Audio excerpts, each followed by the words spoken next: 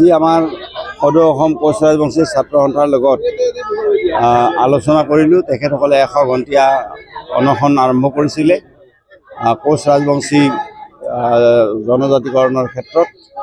গতিকে আমাৰ মাননীয় মুখ্যমন্ত্ৰী ডাঙৰীয়াৰ নিৰ্দেশক্ৰমে আমি ইয়ালৈকে আহিছোঁ আৰু তেখেতসকলৰ লগত আমি আলোচনা কৰিলোঁ আৰু আলোচনা কৰি তেখেতৰ যি দাবী, তেখেতসকলৰ যিটো দাবী, এই দাবীটো সম্পৰ্কত আলোচনা কৰাৰ বাবে অহা 26 তাৰিখে পৰহি মানে 8 বজাত, ৰাতিপুৱা 8 বজাত তেখেতসকলক মাননীয় মুখ্যমন্ত্ৰীয়ে আলোচনা কৰিব বিচাৰিছে তেখেতসকলৰ লগত।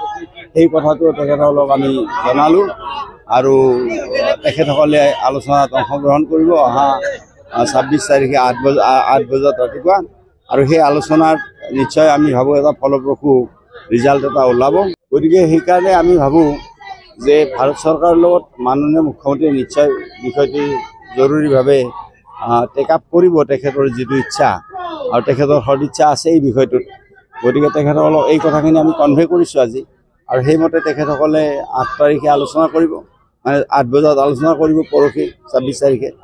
তো 26 তাৰিখে আলোচনা কৰাৰ পিছত আপোনালোকে ৰিজাল্টটো গম পাব। আলোচনাৰ পিছত তেখেতৰ প্ৰতিনিধিসকলে ক'ব আপোনালোকৰ কি হৈছে আলোচনা।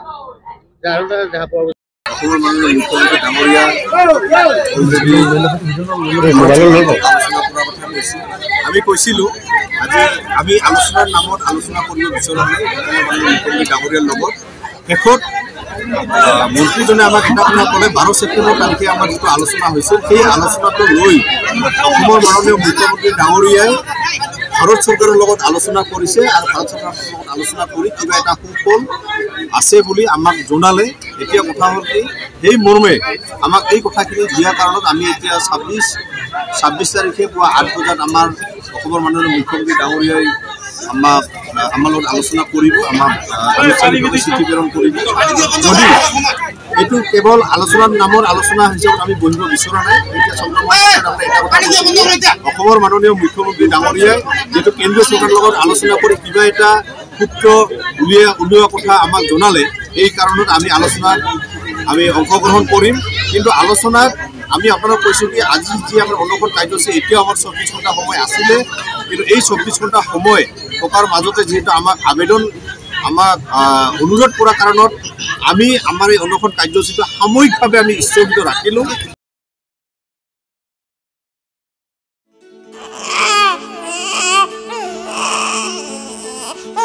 অভিনন্দন, আপোনাৰ এজনী ছোৱালী জন্ম হৈছে।